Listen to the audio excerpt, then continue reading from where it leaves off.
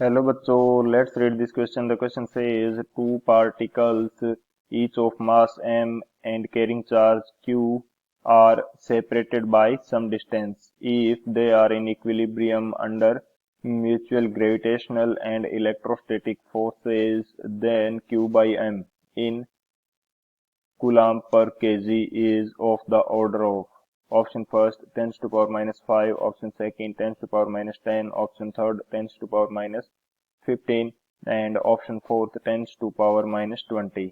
तो इस क्वेश्चन के अंदर मैं बोला गया कि दो पार्टिकल्स हैं जिनके मास क्या है m एंड इनके ऊपर चार्ज क्या है q।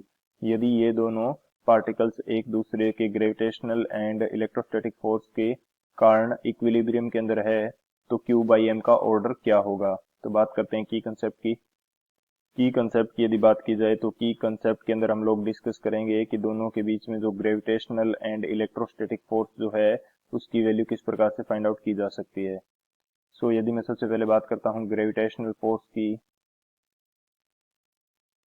ग्रेविटेशनल फोर्स इसको शो कर देते हैं एफ जी से, तो इसकी वैल्यू हमारे पास होगी capital G m1 m2 by r square.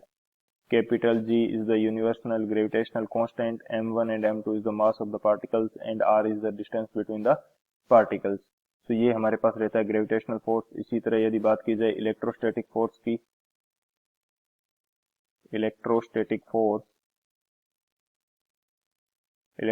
Force की यदि बात करते हैं तो इसको शो कर देते हैं एफ ई से एंड इसकी वैल्यू हमारे पास होती है के Q1 Q2 by are square.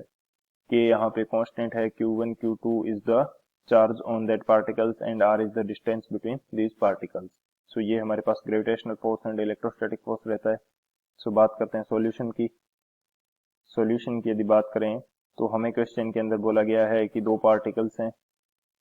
यहाँ पे यदि मैं पार्टिकल्स बनाने की कोशिश करता हूँ तो ये मेरे पास वो दो पार्टिकल्स हैं। इन दोनों के बीच की डिस्टेंस मैं मान लेता हूँ कि ये मेरे पास क्या है, R है एंड इनके मासेस मेरे को दिए गए हैं जो कि स्मॉल m है एंड इनके ऊपर जो चार्ज है वो कैपिटल Q है।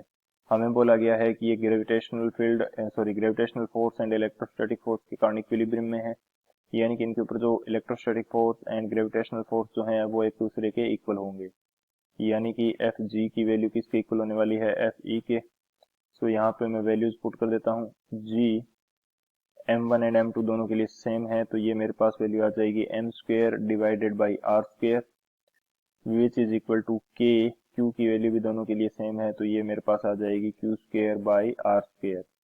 आर दोनों कंडीशंस के अंदर मेरे पास सेम है तो आर स्क्वेयर से आर स्क्वेयर कैंसिल हो जाएगा। सो हमें यहाँ से फाइंड आउट करना है q बाई एम। तो q square by m square की वैल्यू मेरे पास क्या आ जाएगी, q square by n square. ये वैल्यू मेरे पास आ जाएगी g by k equal. And यदि मैं यहाँ से q बाई एम की वैल्यू फाइंड आउट करता हूँ तो q बाई एम इसकी वैल्यू मेरे पास आ जाएगी अंडर रूट g बाई के। सो g की वैल्यू हमारे पास होती है 6.67 इंटू 10 टू पावर माइनस, ये वैल्यू हमारे पास कितनी रहती है 6.67 into 10 to power minus 11 and इसकी जो यूनिट रहती है हमारे पास ये क्या रहेगी, न्यूटन मीटर स्क्वायर पर kg square, newton metre square पर केजी स्क्वायर।